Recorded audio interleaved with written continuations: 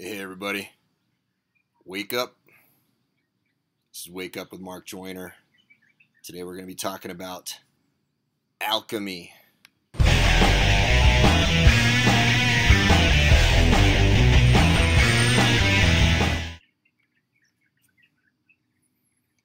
Alright, so alchemy. What's it about? Alright, alchemy was a pseudoscience, the predecessor to what we now know as chemistry. It is now dismissed as nonsense, but I want to get you to reconsider it, to think of it from a different perspective. I'm not saying that alchemy was real, okay? Who knows? Maybe it was, maybe it wasn't. But I want you to think about it from a whole different perspective, all right? So alchemy was this notion. And there were a lot of very, very serious minds who took alchemy quite seriously. In fact, the great Leonardo da Vinci was reportedly obsessed with alchemy. And the notion was that you could take lead and somehow turn it into gold. And if you were able to figure out how to do that, you could own the world, right? But I want you to think about alchemy instead of as a physical thing, the way that we were told it was taught back in the day, but instead think about it as a metaphor, okay? Turning lead into gold, turning base metals into something valuable, turning the shit in your life into something positive. And I'm here to tell you that it is something that is super duper real, okay? Let me give you a very, very powerful example.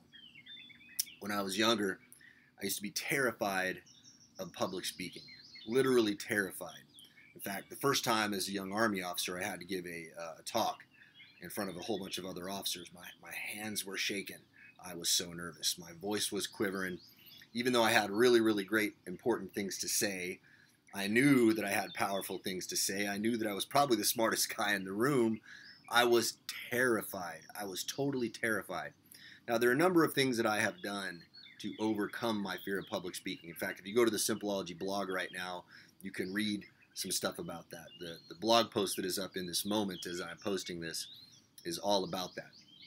That's not the topic for today. But one of the things that I did was I got this idea in my head, and I'm borrowing this from someone else. I wish I could give proper attribution to the person who gave me this advice long ago. I cannot remember. My apologies to whoever they are, wherever I got this from, wherever I read it. But what they told me was that every time you are feeling nervousness, instead of telling yourself that you are feeling nervous, tell yourself you're feeling excited, that you're excited. You're using alchemy. You're transmuting that nervousness into excitement. It is a completely different thing, because if you walk on that stage and you are nervous, everybody is going to feel it.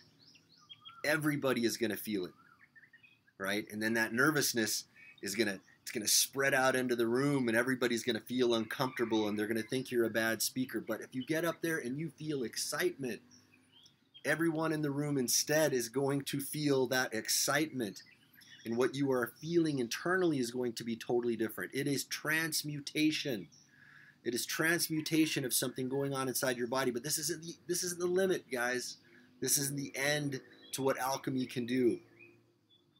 You can take any situation in your life and find the good in it. Now, there are going to be people around you telling you sternly and authoritatively, nothing can be done about this situation. It is impossible. You cannot fix it, little man. Give up. Think small. Crawl into your little cave. Crawl into your hole. Don't come out and try to be great. That's what the world is often trying to tell you. But what the fuck do they know? Okay? What do they know?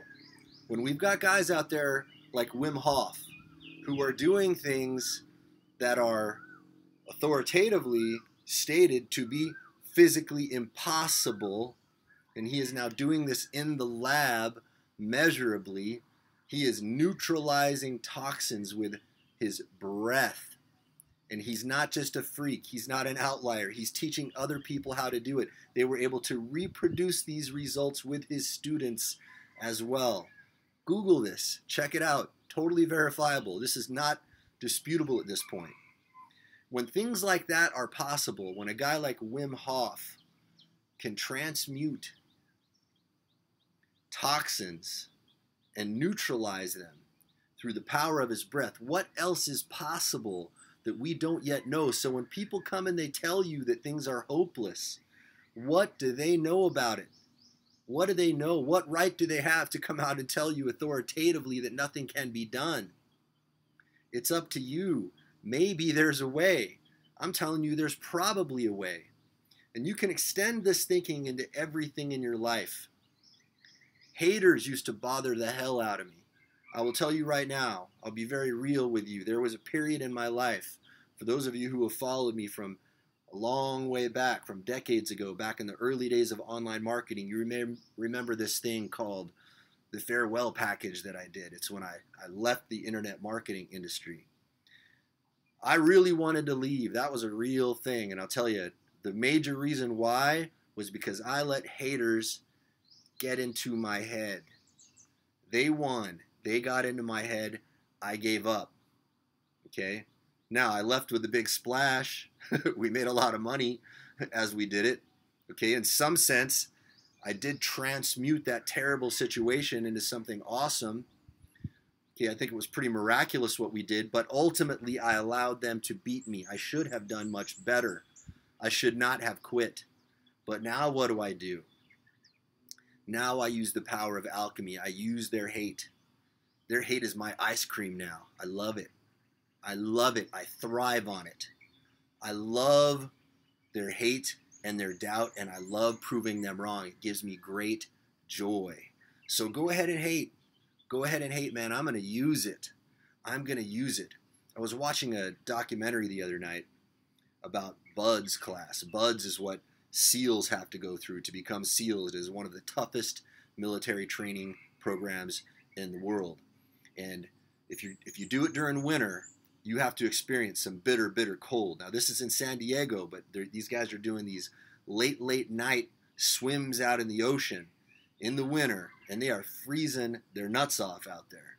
Okay, and one of the instructors said something really powerful to one of the classmates. This guy is freezing, he's shaking, and I mean, these are some of the toughest, hardest men in the world. You got to be super hard and tough to even get in that class. Now, here's one of these tough, super hard men, freezing, turned into there's this great saying. They say that the ocean makes cowards of all of us, right? It made cowards of all those men. The instructor said to him, he said, take that bitter cold and turn it into aggression. Turn it into aggression. That is something you can do when you are experiencing bitter cold. You can transmute that feeling, turn it into aggression, and it will allow you to experience that cold in a very different way, and it will allow you to pull things out of yourself that you did not think were possible. So I want to leave you with one last thought. If alchemy can be thought of as a metaphor, well, maybe that's what the alchemists were talking about all along. All right, you guys, we'll talk to y'all tomorrow.